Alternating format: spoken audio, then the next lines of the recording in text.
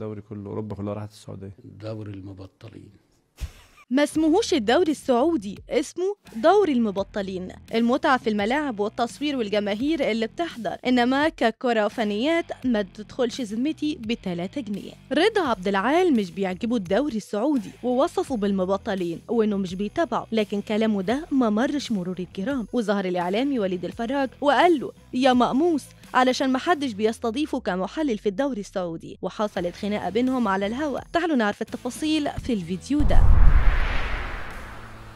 الساعات اللي فاتت ظهر رضا عبد العال في بودكاست الإعلامي الرياضي عبد الرحمن مجدي، والحقيقة مش جديد على رضا عبد العال إنه يهاجم أو ينتقد حد أو تصرف معين، وكلنا شفنا في بطولة كأس العالم كان من أوائل الرياضيين اللي انتقدوا أداء اللاعبين، وكمان فيتوريا قبل ما يمسك حسام حسن تدريب المنتخب. هجومه وانتقاده مش مقتصر على مستوى مصر ولا مشاركة المنتخب والمستوى المحلي بس، ولكن وصل للدوري السعودي كمان. أيوة، رضا عبد العال وصف الدوري السعودي بالمبطلين، وده علشان سنهم كبير ورغم ان عندهم كل حاجة تأهلهم، ولكن بينقصهم لاعبين سنهم صغير. قال المتعة الوحيدة فيه هي الملاعب والتصوير والجماهير اللي بتحضر، اما الكرة والفنيات ما تدخلش ذمتي ب3 جنيه. ومش عاجبه خالص، لا متابع ليه لدرجة انه قال ما يعرفش اي لاعب في الدوري السعودي. مش بس كده، قال لما الزمالك لعب ضد النصر وقتها الزمالك كان بيشحت الكرة، وقدر الفريق السعودي انه يتعادل معاه وبيتصرف عليهم ملايين الملايين. كمان مباراة الاهلي مع اتحاد جدة في بطولة كأس العالم للأندية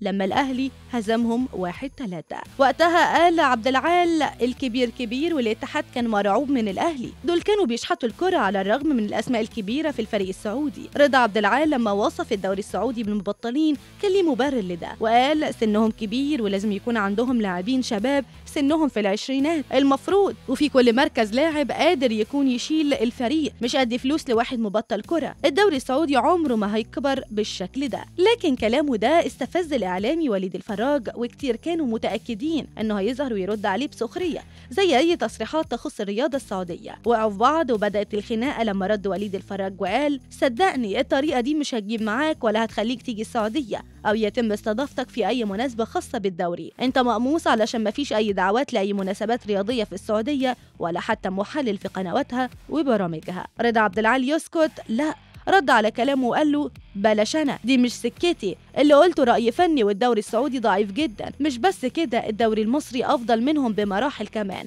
ولو على تحليل الدوري السعودي أنا أفضل محلل في مصر وما أحبش أحلل في الدوري السعودي. مش أنا الشخص المطبلاتي اللي بيمسح الجوخ والتاريخ الكروي يتحدث عني ويقارن بأندية السعودية. أنا لما وصفت الدوري المبطلين مش من فراغ، أغلب اللاعبين القادمين للدوري السعودي منتهيين. البعض شايف إن رضا عبد العال هجومه كده كان حد شوية، وما كانش صح يقول كده، خاصة إن مش كل اللاعبين في الدوري السعودي كبار في السن، بالعكس في منهم اللي ليهم لياقة بدنية عالية ومش مبطلين ولا حاجة.